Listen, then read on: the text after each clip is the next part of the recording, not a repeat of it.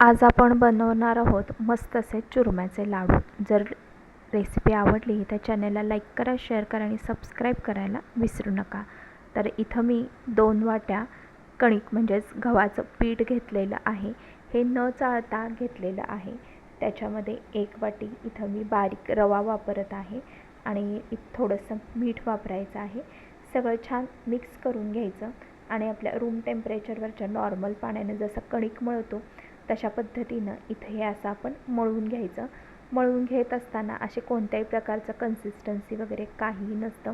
रवा याच्यामध्ये घातलेला आहे तो छान फुलून आला पाहिजे आणि आपल्याला लाटताना सोपं पडलं पाहिजे अशा पद्धतीनं तुम्ही कणिक मळा, कारण रवा फुलल्यामुळे ना कणिक घट्ट बनते। त्याच्यामुळे इथं मी असं मळून घेतलेलं आहे। थोडंसं 1 चमचाभर तेल घालायचं म्हणजे कणिक खाली ना चिकटत नाही आणि अगदी 10 ते 15 मिनटं जास्त वेळ भिजत ठेवू नका। 15 मिनटामध्ये रवा मस्त असा फुलून येतो। इथं मी ते शूट करायचं विसरले त्याच्यामुळे राहिलं। एक छोटासा मस्त असा कणकेचा गोळा घेतला आणि त्याच्या इथं पोळ्या लाटून घेतलेल्या आहेत म्हणजे चपात्या। तुम्ही कशाही लाटून घेतल्या तरीसुद्धा चालू शकते। घडीचीच पोळी केली पाहिजे असं काहीही नाही आहे। नॉर्मल जशा आपण फुलके लाटतो तशा पद्धतीनं सुद्धा लाटलं तरीसुद्धा चालू शकते। ही झटपट होणारे हे लाडू आहेत आणि अगदी चवीला आणि पचायलासुद्धा छान लागतात। त्याच्यानंतर सगळे फुलके जे आपण केलेले आहेत ते सगळे इथं मी छान भाजून घेते आहे। भाजून घेत असताना तेलाचा, तुपाचा कशाचाही वापर केला तरीसुद्धा चालतो। छान डाग पडून द्यायचे पण करपवून पण द्यायचं नाही आहे ती चपाती। हे अशा पद्धतीनं तुम्ही भाजून घेऊ शकता। तर इथे मी सगळे जे फुलके आहेत ते भाजून घेतलेले आहेत। त्यानंतर त्याचे आपण असे तुकडे करून घेणार आहोत बारीक बारीक आणि मिक्सरमधून काढून घ्यायचं आहे। थोडेसं वेलदोड्याची पूड आपण ॲड करूया याच्यामध्ये।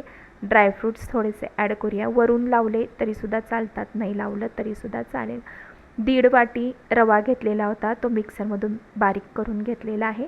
ज्या वाटीनं आपण कणिक आणि रवा घेतलेला त्याच वाटीनं मी साखर घेतलेली आहे 1.5 वाटी आणि हे असं छान मिक्स करून घ्यायचं सगळीकडे। गरम पोळ्या आहेत मिक्सरमधून काढल्यामुळे ना साखर पटकन मिक्स होते आणि तुम्ही थोडंसं तूप याच्यामध्ये ॲड करू शकता। तूप मी अगदी 5 ते 6 चमचे ॲड केलेलं आहे आणि हे असं ना हे छान असं मिक्स करून घ्यायचं। मिक्स करून घेऊन याचे छान मस्त असे आपण लाडू वळून घेणार आहोत। हे लाडू फार दिवस टिकत नाहीत पण जरा काहीतरी वेगळं खायला मुलांना करून देण्यासाठी हे लाडू मस्त आहेत। हे अशा पद्धतीनं लाडू मी बांधून घेतलेले आहेत आणि लाडू तयार झालेले आहेत। जर तुम्हाला आजची रेसिपी आवडली असेल तर चॅनलला लाईक करा, शेअर करा आणि सबस्क्राईब करायला विसरू नका। पुन्हा भेटूया नवीन एका व्हिडिओमध्ये।